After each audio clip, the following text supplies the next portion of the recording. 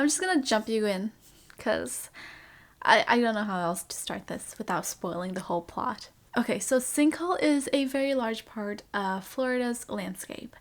It's primarily found in the west and central part of Florida, and it's so common that the state law requires home insurers to provide coverage against sinkhole accident. I did not know that. Yeah, I didn't know either. But I don't have a house, so I can't say anything. I don't know what my car insurance cover either, so. So Florida apparently has more sinkhole than any other states in the US, and it's mainly because they have a very high amount of porous carbonate rocks, aka limestone. Porous carbonate rocks. That's a really in-depth description.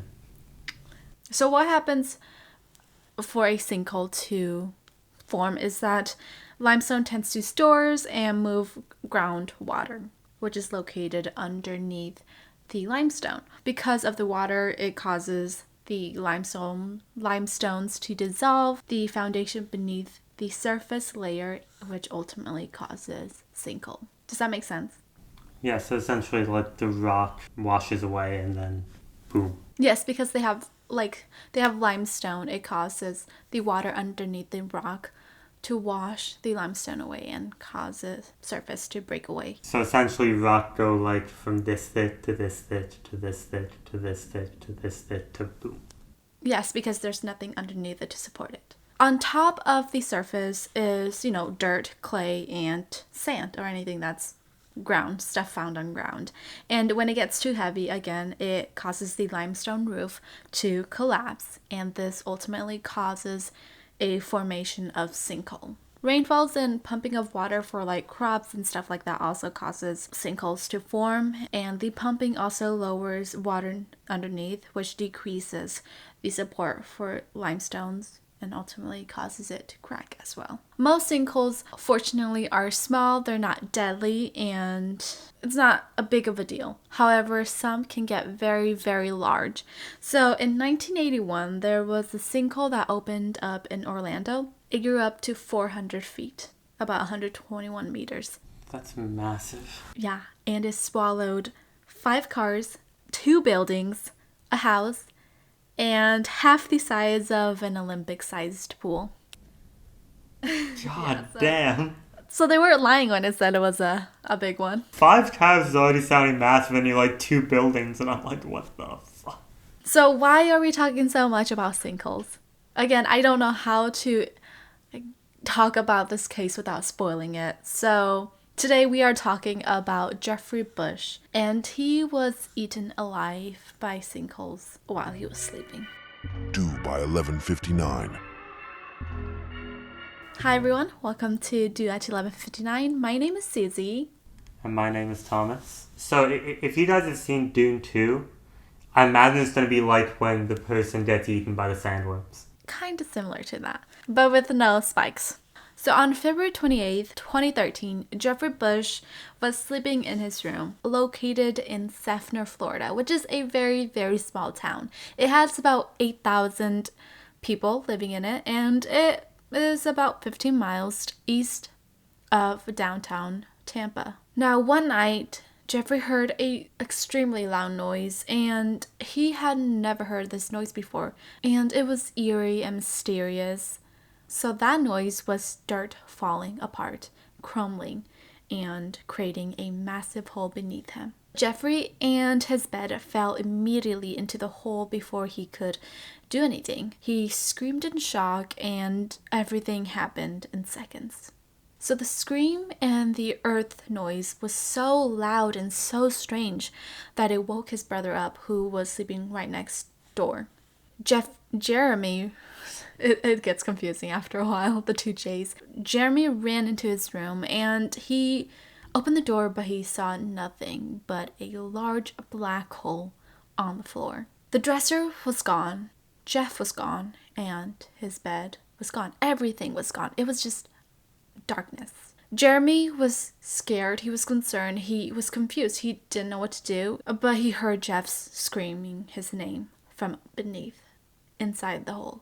Jeff was screaming, begging for his brother to help him, to do something, to get him out. But Jeremy didn't know what to do. However, without a beat, he grabbed a shovel and jumped into the hole after Jeff. He searched and searched. He couldn't see anything. He couldn't find him. The more time he spent inside that hole, the ground around him just was caving in on him. It was crumbling. It was losing its wall, its shape. The dirt was just going deeper and deeper. Quickly, he was pulled out by his roommates, and before he was buried alive with Jeff. Now, minutes later, law enforcement and engineers arrived. They lowered a microphone into the 20-foot diameter hole. They were hoping that maybe, just maybe, they would be able to pick up a noise or a sound or any sign of Jeff. But before they could hear anything, the hole collapsed once again, deeper. The hole sucked the equipment in with it, and there goes hopes. They determined that the property was too dangerous for rescuers or any potentials of recovery. They stated that if they attempted to do anything, the ground around the hole, it would collapse on the rescuers. And after further investigation, they determined that there was no sign of life. Now, Jeremy, his brother, was frustrated. He said that they had given up too quick. They needed to do just a little bit more research, a little more investigation, maybe just put in a little more effort. Now, Jeremy and 4 other people who were living inside that building, I believe, were able to escape from the hole, and they had to abandon their home. At this time, Jeff was only 37 years old. So just days after the accident, another sinkhole opened 3 miles away, which I thought was... Florida's dangerous. I didn't know that Florida was prone to sinkholes. Yeah, no, I knew that there were like alligators and everything, but I did not know that you'd just be walking one day and suddenly the ground falls out beneath your feet. So another reason I will not be living there. So later on, the house was demolished and fenced off. There was a 20-foot gap on the floor. However, I saw that there was a mixed number on that. I saw between the sides of 19 to 23 feet. But for sure it's big. Point is, it's big. It's bigger than this. Around August 19, 2015, the ground opened once again. Specialists were very, very much intrigued by this because it doesn't usually happen. It's so rare to see a sinkhole open up in the same spot. They decided that, well, we can't really do anything, so they decided to fill it with water and gravel mixture. So essentially try and concrete it in without concrete? Yeah, so they pretty much was like, let's just fill it up with concrete. But I'm curious, do you know how deep the sinkholes are? Oh, it was 20 feet. Okay, so it's 20 feet deep and 20 feet wide? I think so. In 2023, on a random Monday, the hole opened up for the 3rd time, even with that concrete mixture. What the fuck? Yeah, so they were confused. They didn't know what to do. They decided, you know what? I think we should just leave it as is. What we're going to do is just fence it off and tell people to not go in there. Why do I feel like he's gonna eat the fucking fence next? Imagine. Each time the hole opened, it was a constant reminder for Jeremy about the accident. The nightmare that he had to face all over again every time it opened up. Apparently, weeks before Jeff's accident, an authority had came over to check for signs of potential sinkholes in the coming future, and also for insurance purposes. But they determined that there was nothing wrong with the ground. Everything was fine. And there was no possible sign of a sinkhole possibly occurring.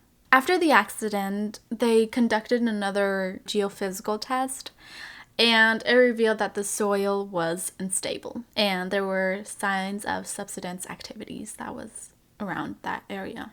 The soil was unstable? I know, it's so ironic that they decided to do another test to further verify that, we might have been wrong. That dude was wrong. We already know he was wrong, but now we can prove that he was very wrong. Oh my gosh. What happened to Jeff? I was actually very curious about this, but I only saw one answer. It wasn't even an answer. It was a hypothesis. So Philip Van Benen, who is an environmental scientist, believes that Jeff likely dropped into a 60-foot water-filled space between the sinkhole and the lower bedrock. I would assume that he might have been crushed or he may have drowned and suffocated. So it was like, I wish I could tell more about what happens and about the story, but that is all I have for today. It's a very short episode and the ending was not that great. Well, all of the ending has not been great for all of the episodes. Yeah, but maybe I'll do something fun. Actually, I will not be doing something fun. Catch us next week talking about someone getting skinned alive. Is that actually what we're talking about next week? We will be talking about that next week. Well, there goes a half the episode. That was a very short episode. Let me know if I made any errors or mistake or if there's anything that we should know. And yeah, I'll see you guys in the next episode. Bye. See you guys in the next one. Bye.